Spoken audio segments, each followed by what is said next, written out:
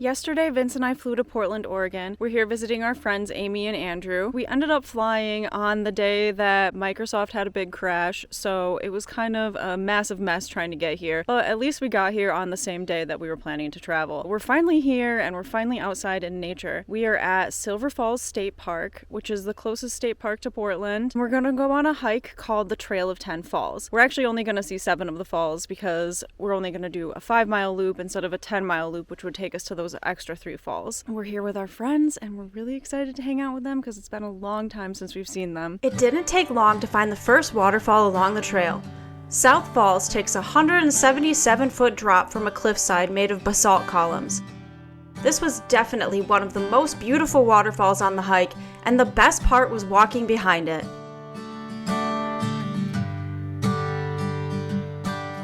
We followed a peaceful creek until we reached Lower South Falls. At 93 feet, this was shorter than South Falls, but I really liked how this waterfall fanned out wider and landed in lacy rivulets on the rocks below. The trail passed behind this waterfall as well, and it provided a cool, refreshing breeze when we stood underneath it.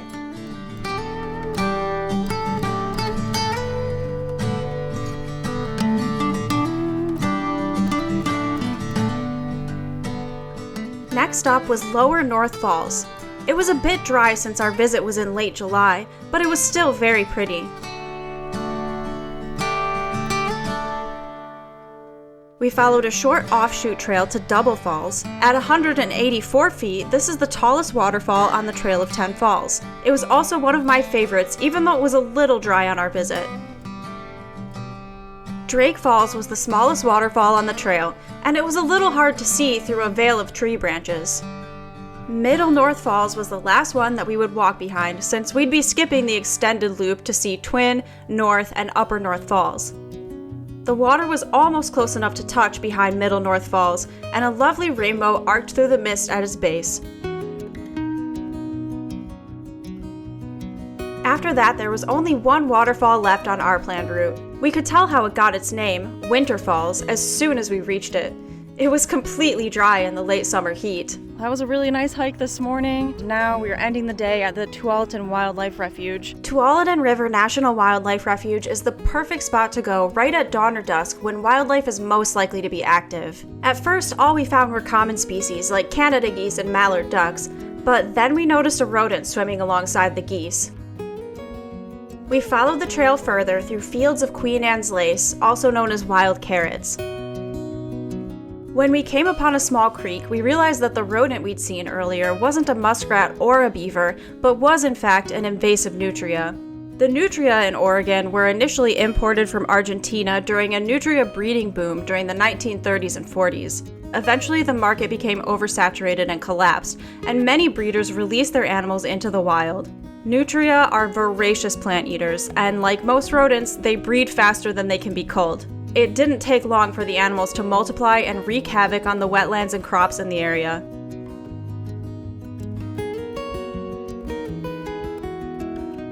There was a large flock of white pelicans basking in a brilliant orange sunset.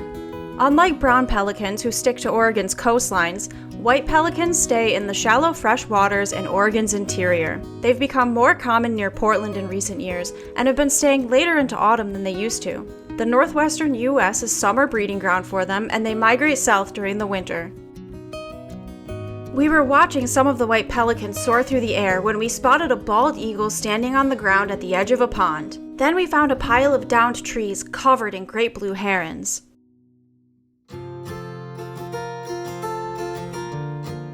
But the pelicans and the eagle really held our attention the longest. There was a small group of pelicans feeding in the shallow pond as the eagle looked on. This was really cool to watch, and the eagle took off and soared around a couple of times, landing to prey on some sort of crustacean.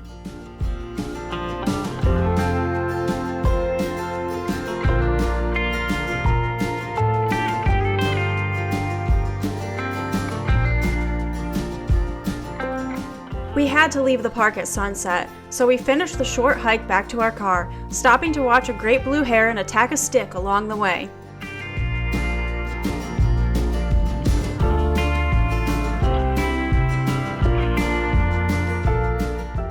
That did turn out really cool. We saw lots of herons, a bald eagle, lots of ducks and geese like you would expect, but the big unexpected thing was a flock of white pelicans. And there were also a lot of nutria, which are an invasive species here in the US. You can tell because there were so many of them. At first we thought it was either a beaver or a muskrat, but on closer inspection, it is a similar animal, just not native to this part of the world. After this, we planned a day trip out to Mount Hood for the next morning, and then turned in to get some sleep. In the morning, we drove out to Mount Hood National Forest. Today, we're up on Mount Hood, and we are hiking the Top Spur Trail. We followed Top Spur until it met up with the Pacific Crest Trail, hiking beneath tall pines and eventually emerging from the forest onto a bare hillside.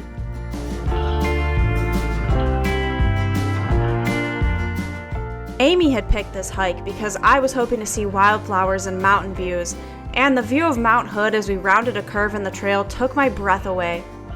Yellow and white wildflowers swayed in a gentle breeze and perfectly framed the picturesque backdrop of Oregon's highest mountain.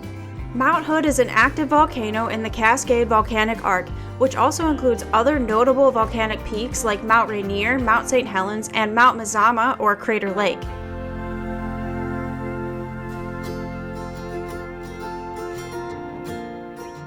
You can't ask for a much better day than this in the mountains, and we enjoyed every minute of our walk until we made it back to the parking lot so we could move on to another viewpoint. Wow, that hike earlier was really fantastic. That was a really good pick by Amy. And now we've come back down a little bit further and we are at White River Snow Park just to get another view of Mount Hood, but from the other side. And we actually lucked out because as we were driving, the mountain was covered in clouds, but it's cleared up now and we can actually see it again. White River Snow Park is a popular spot to stop for a view of Mount Hood and is an access point for cross-country ski trails and sledding in the winter. On this summer afternoon, though, we had the park to ourselves and we enjoyed the beautiful view and the babbling White River before driving back to Portland for one last dinner with Amy and Andrew.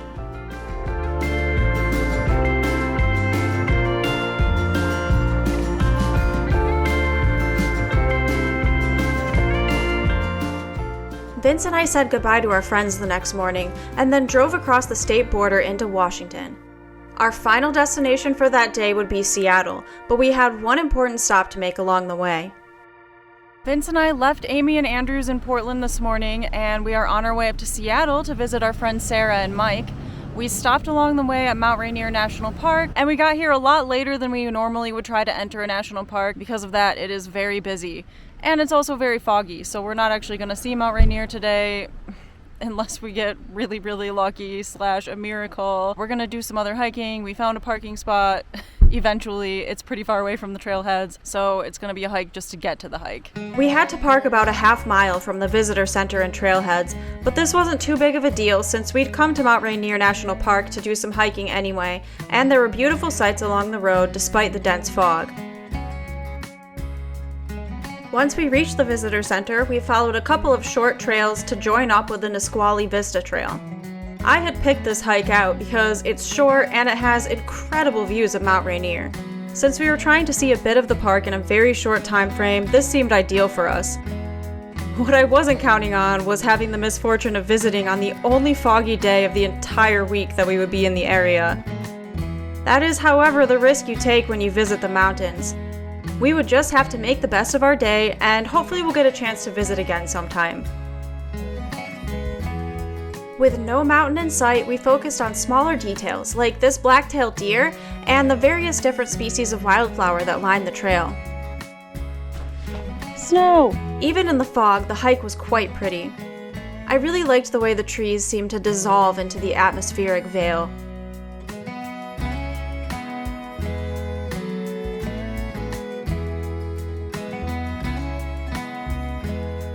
On our way out of the park, we stopped to check out Christine Falls and the historic bridge that frames it.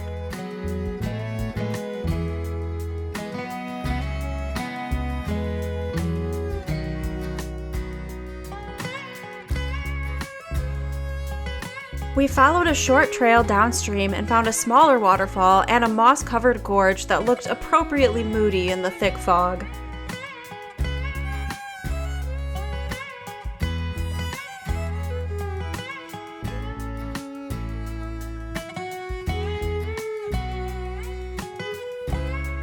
We made one last little detour to see the Nisqually River before leaving the park.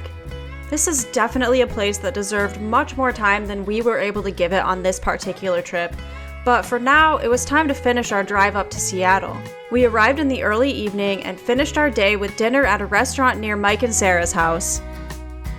Early the next morning, we drove over to Edmonds for a whale watching cruise in Puget Sound. Whale watching! Woohoo! What kind of whales do you want to see? All of them! Got a Yeah. truck right behind you. Well, that's fine, because we're waiting in line to go whale watching and we're in a parking lot, so there is a truck right behind me.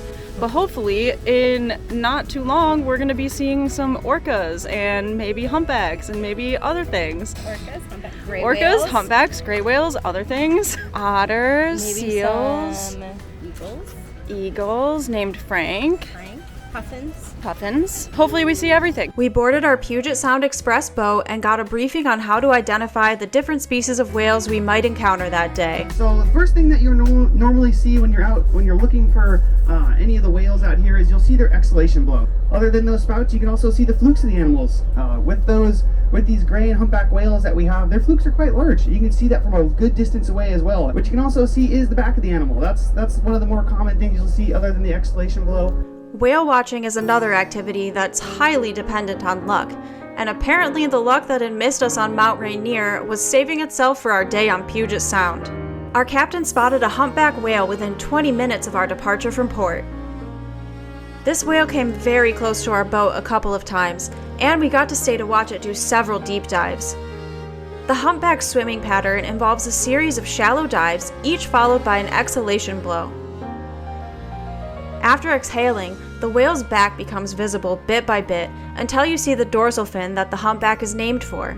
After a handful of similar appearances, the whale will go on a deeper dive, rising further out of the water and waving its fluke, or tail, before finally disappearing into the depths for several minutes. 8 to 10 minutes later, another exhalation blow will reveal how far the whale has traveled on its breath hold. We got to watch this whale fluke several times before our captain declared that it was time to move on and look for more species. So we zoomed off into the sound as Mount Baker stood tall in the distance. It took much longer to find our next species, but in the meantime we bought bottomless souvenir mugs and used them for lots of refills of coffee, tea, and hot chocolate. We also got to hold an orca tooth and a piece of gray whale baleen. Then we heard an announcement that the captain had spotted orcas, so we rushed back outside to take a look. Sure enough, we saw a tall dorsal fin rise from the water near a rocky shoreline. Then a few more fins appeared, and a juvenile orca popped up out of the water, giving us a clear view of its face. There are two types of orcas that can be found in Puget Sound: residents who live in the Sound year-round and hunt salmon, and transients who migrate to the Sound in the summer months and subsist on other marine mammals like seals, porpoises, and even whales. This was a transient pod, and our naturalist guide was very surprised to see that there were 6 distinct dorsal fins bobbing in and out of the water. Apparently, this pod was thought to be smaller. The orcas were traveling slowly along the shoreline, and we were able to stay and watch them for a long time. I've always been fascinated by orcas, and this was my first time really seeing them, save for a very, very distant sighting in Antarctica. I think it's super interesting how orcas have cultural groups with distinct hunting styles, dialects, and behaviors, and I felt extremely lucky to get to observe such amazing animals in their wild habitat. At this point, our tour could have ended and I would have been ecstatic to have seen 2 major cetacean species in one day, but our captain announced that we would be moving on and we were going to try to get a 3rd species before returning to port. We cruised along more of the rugged Cascade Range until we arrived at a river delta where an exhalation blow quickly revealed the presence of our 3rd species of the day, the gray whale. This was another first for me. I've never seen a gray whale before this, not even on a technicality like with the orcas. And in fact, there were 2 whales in the area. At first they were far away from each other, but as we watched they moved closer and closer together until they eventually joined up and swam side by side. We learned that gray whales feed off of the bottom of the ocean, swimming on their sides along the seafloor to scoop food into their mouths. After watching the gray whales for a while, it really was time to get back to Edmonds. We'd been out on the Sound for 5 hours, but it was so action-packed that it felt like it could have been 5 minutes. When we arrived back on land, we drove back to Seattle where we went to a local viewpoint to see Mount Rainier, which was now perfectly visible, of course. It was so beautiful, and it was even bigger than I imagined. We ended the day with a dinner of Ethiopian food, and then we turned in so we could get another early start in the morning. The next day, we said goodbye to Seattle and returned to Edmonds to board a ferry bound for the Olympic Peninsula.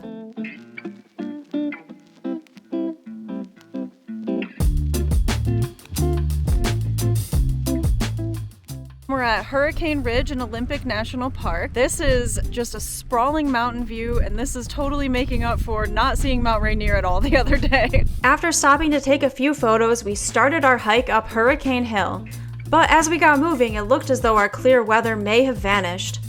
Wispy tendrils of fog snaked around us, blown about by a pervasive breeze. Thankfully, this didn't block out the whole landscape this time, and instead created a dreamy atmosphere as the mountain range came in and out of view between curtains of fog. In fact, the weather was kinda getting us into the mood to meet a sparkly vampire and possibly fall unconditionally and irrevocably in love with him. The Olympic Peninsula is perhaps best known for its incredible natural beauty, from picturesque mountains to rugged coastlines to rain-soaked forests. But it's also known for being the setting of the massively popular Twilight novels and movies, a fact that we were just unwilling to let pass without comment. Oh my god, you guys. Jessica wants me to go to see a movie with her. All I want to do is sulk in my room. What a terrible friend she is. Yeah, this is really Jessica's problem, not mine. She's so annoying. At least watch where you're going. We shouldn't be friends, you know. And you're like, stop talking to me then. What?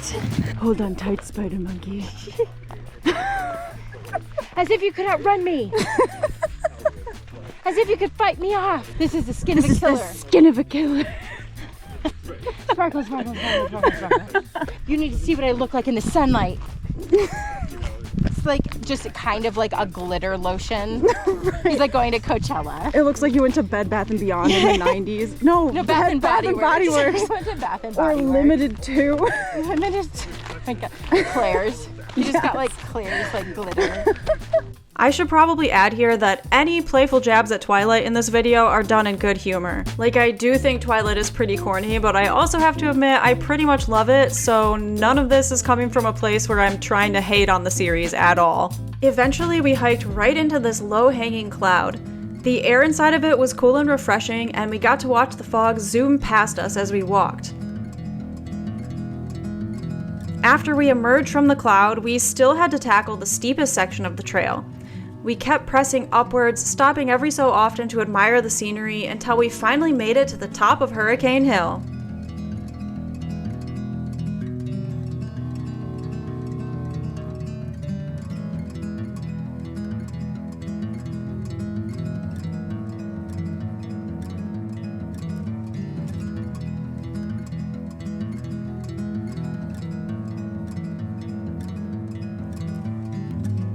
At the summit, we saw another black-tailed deer and a chipmunk which was very tiny, even by chipmunk standards.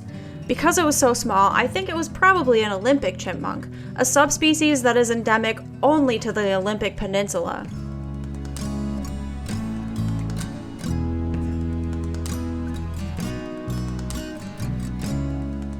We took a break to eat peanut butter sandwiches at the summit, then started the hike back down Hurricane Hill. Along the way, we spotted another black-tailed deer with velvet still covering his antlers.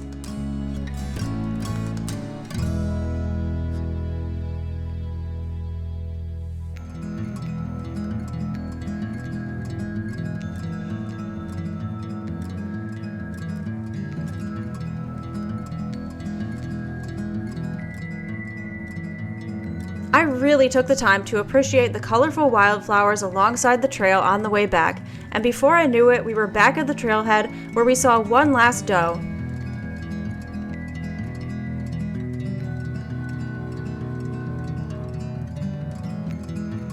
Then we started driving towards Port Angeles where Sarah and Mike were staying the night.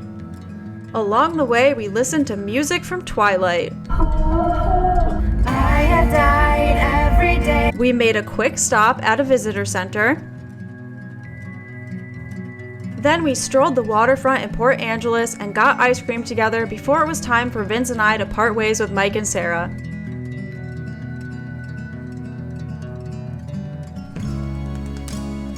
We still had an hour's drive before we would get to our motel, but there was still time to fit in one more hike before the end of the day. Sadly, Vince and I just had to say goodbye to Mike and Sarah. Now we're on our way to Forks. But we stopped along the way to do one more hike today to Sol Duc Falls. This was our first real glimpse at what the forests of the Olympic Peninsula would be like. The forest was deep and inviting, but even this couldn't compare to the mossy groves we would get to explore in the temperate rainforest the next day. Sol Duc Falls has a reputation for being the most beautiful waterfall in Olympic National Park. This is the only waterfall Vince and I visited on the peninsula, so I couldn't say definitively, but I can definitely see how it might have gained that reputation. The slot canyon that the waterfall flows through is beautiful enough on its own, with moss-covered walls and turquoise pools in the river, but the waterfall really is outstanding. The falls are divided by large boulders that divert the river into 3 distinct streams as it tumbles over a cliff's edge. The entire canyon is unbelievably green, which makes the area feel like a tranquil oasis.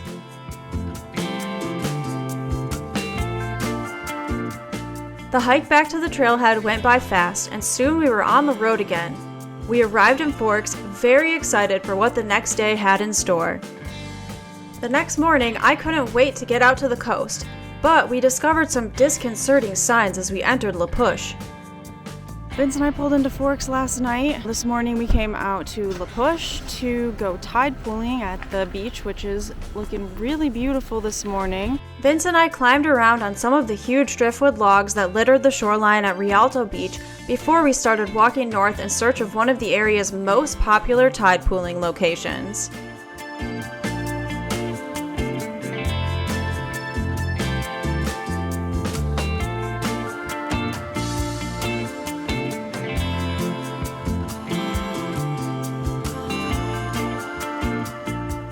Two miles of walking along a rocky beach brought us to Hole in the Wall.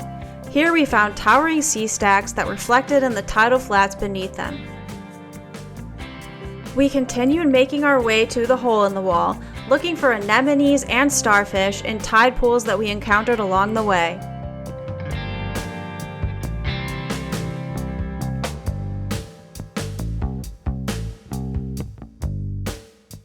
It's only possible to walk through Hole in the Wall at low tide, so we were able to pass underneath it and continue our tide pool search in the rocks beyond it. We found plenty of ochre sea stars and giant green anemones, along with lots of limpets, barnacles, and a couple different kinds of crab.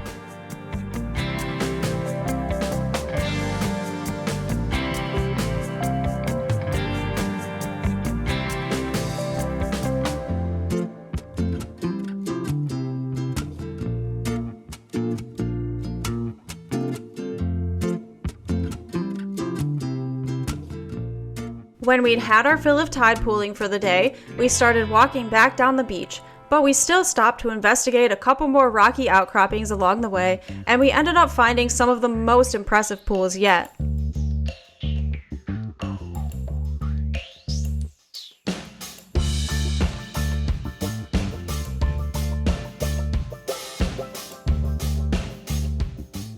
After completing the return hike, we went into La Push to grab an early lunch at First Beach. Then we made a quick stop in Forks to do some souvenir shopping at Sasquatch and Twilight-themed stores. I knew I would have to pick a side between Team Edward and Team Jacob. In the end, the choice was easy for me since Taylor Lautner is from my hometown and I have to stay loyal to a fellow Michigander. But we didn't have too much time to goof off in gift shops because we still had another section of the park to check out before dusk. We are now out in the Hoh Rainforest section of Olympic National Park. We had to wait in a pretty long line to get in, but we're finally here. We got, I think, 3 hikes left that we're gonna do today. I'm really excited to see the forest out here. We started with the Hall of Mosses Trail, a short hike that loops through the most luscious section of forest that we would get to see on our trip. You start to get used to moss-covered trees once you've done a decent amount of hiking in the Pacific Northwest, but Hall of Mosses took this to a whole new level. Verdant mosses practically dripped down from the trees, and thick ferns curled up from the forest floor.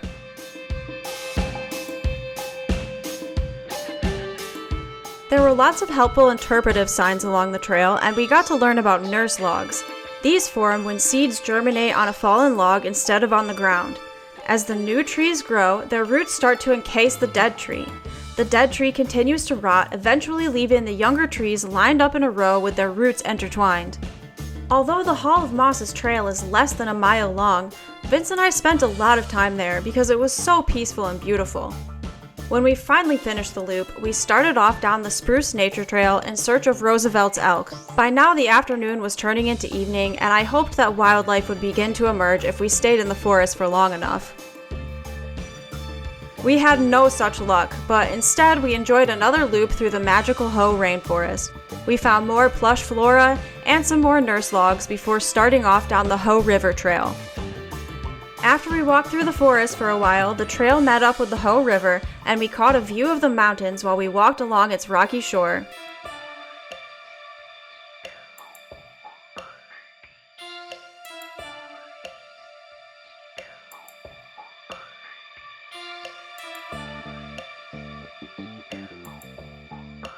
By now, it was getting late, so we turned around and hiked back to the parking lot, then drove back to Forks. We stopped for dinner along the way, and this would be our last meal in Forks since we had to drive back to Portland the next day. So this is pretty much it for our time in Washington. We're driving back to Portland today, and we are going to stay with Amy and Andrew for one more night, and then after that we're flying home. We'll have some time to do some stuff in Portland tomorrow, and along the way today we'll be able to stop a little bit, but it is a bit of a long drive, so we won't be able to stop too much. Right now we're just headed down to Ruby Beach, which will probably be our last stop in Olympic National Park. A short, windswept trail led us down to Ruby Beach, which was bustling with tide poolers and beachgoers.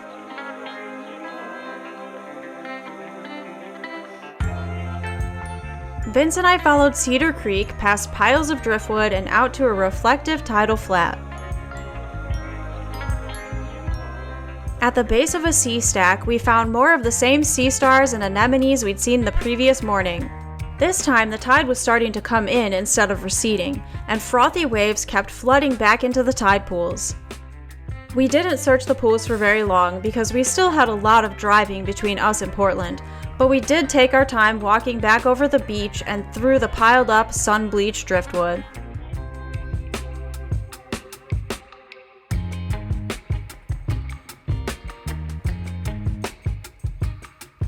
Eventually, we started our long drive, and by dinner time, we were crossing the bridge into Oregon for one last evening at Andrew and Amy's house.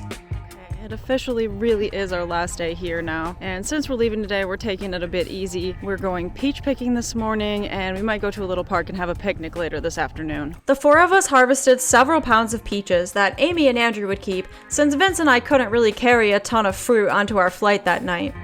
Instead, we ate the fresh peaches throughout the day. I think I probably had at least 10 of them by the time we left that evening. I really like fresh in-season peaches. Vince has so many peaches. Andrew has a couple peaches. That afternoon, we got a text from our friends Brian and Jesselyn asking if we all wanted to have dinner out at their place before our flight, so we drove out there for a visit. With our last few hours here, we came out to have dinner at our friend Brian's place. We are just waiting for him to get home right now, but we are also eating his blackberries in his backyard while we wait. Brian and Jesselyn were out picking up a new puppy they'd adopted, so we gorged on berries and hung out in the warm sunshine until they returned with their adorable new puppy. We all spent the evening catching up with each other and eating a delicious meal until it was time for Vince and I to say goodbye to our friends and head to PDX for our overnight flight home. On the plane, I picked out the most thematic movie I could think of, and I couldn't help but smile seeing all of the places we'd just visited one last time in the film. Vince and I had had such a fun week exploring the mountains, forests, and coastlines of the Pacific Northwest, but the best part of this trip was definitely catching up with so many friends that we hadn't seen in a while. Yep, those are geese. That duck. He got a stick. Nice job, dude. I could have never guessed how I would assume that he's similar to a dog,